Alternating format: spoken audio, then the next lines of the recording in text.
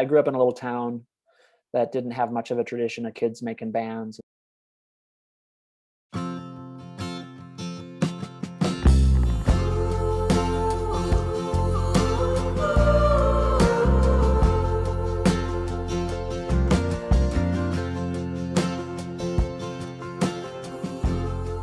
My folks were involved in traveling music through a Lutheran ministry organization. Right. And it was kind of the coming out of the 60s kind of folk movement, but then into the influenced by the 80s and 90s kind of ensemble playing, and they do like cover songs and different things too. But just like seeing my dad in that position, like playing music with the band, and he was kind of the leader, kind of MC for these events and stuff, had a big impression on me. I mean, for as long as I can remember, I wanted to play music, and I am certain it's the kind of image of that, the possibility of that was really instilled in them being involved in that and seeing that example.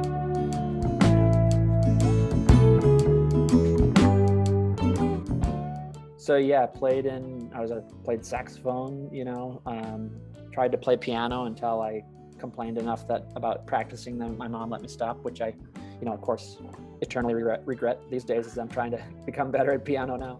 Right. And then was in choirs forever, and sang at church, sang in musicals at school, and then and started playing guitar when I was about 12 years old. And my family, was musical and supportive. My dad wrote songs too and stuff. So it was kind of just around a lot. It was a value that was very present in our household and then in the community in its way. Stretch marks and dimples on our thighs, hoping that I'm a huge admirer of writers, and so started with fantasy novels, and then as I got older branched out into, and it was just I really loved the kind of romance and the world of literature, and liked the idea of being some of these kind of more intellectual and more I kind of started seeking out stuff where I'd be like, who are important writers, and try to, my lyrical exploration is indebted enormously to reading. Interestingly, not much.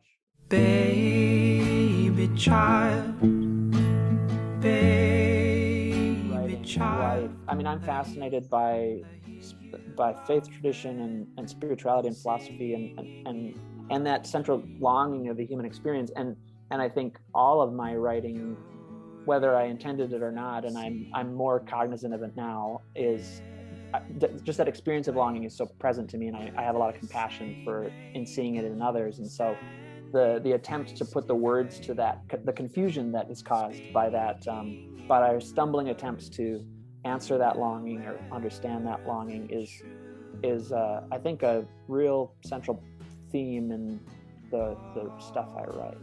More and more, when I've been able to articulate what I'm hoping the service of music I do, of course I hope it's entertaining, but to me I want it to be a larger service, and the real desire is, just what you said, wanting to try to put words to this experience that I think we are deceived to think is singular to ourselves, when in fact it is entirely universal.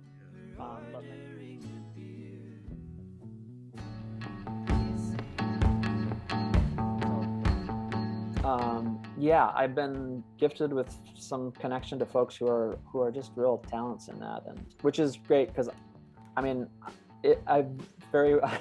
realized that is not where my artistic gifts land. So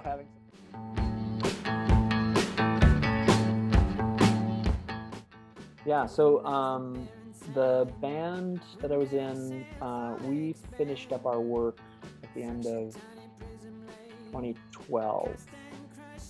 That following year, 2013, basically, I spent working and making my first solo album, which was released 2014. So Yeah, if you mark the first release or that year, so basically 2013, 2014, so almost 10 years now.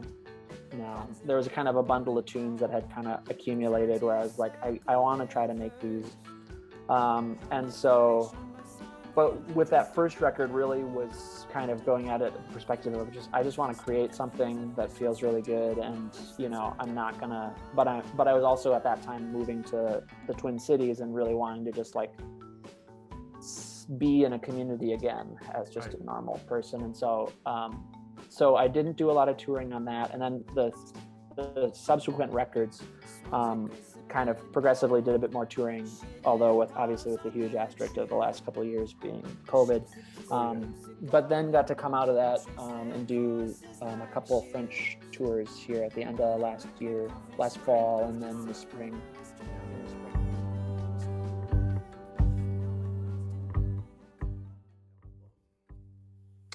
The 9 Songs record. Yeah, so it's called 9 Songs About Love.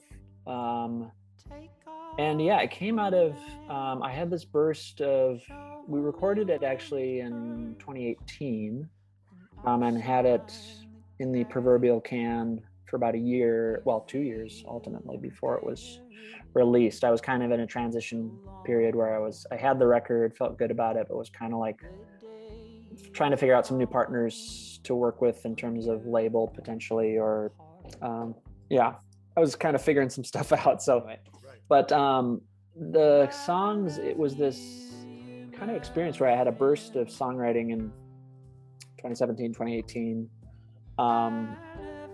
where yeah, all these new songs were coming, and it kind of, as they started to accumulate, it kind of became clear to me that the through line was about love. I mean, undeniable in that most of the titles of the songs had the word love in them. And so I was kind of like, what's going on? And certainly about songs about, romantic love and loss. But then also songs about like love and it's kind of, more philosophical and meaning-based kind of way, aspect. And then also like love for your friends, love in terms of like the spark of romance, and then like more subtle kind of long-term relationship. And it was certainly something, as I kind of interrogated that, was like, that was kind of the place I was kind of in this zone where I was, I'm not a married person at this point. And it was kind of, it's been an interesting path to choose to be an artist, and just kind of questioning some of those things and maybe the potential effects they've had on some of that, like relational aspects of my life, and wrestling with my own, sense of self-judgment around where I'm at with all of that and different things like that. So it was just a present theme in that regard. Yeah.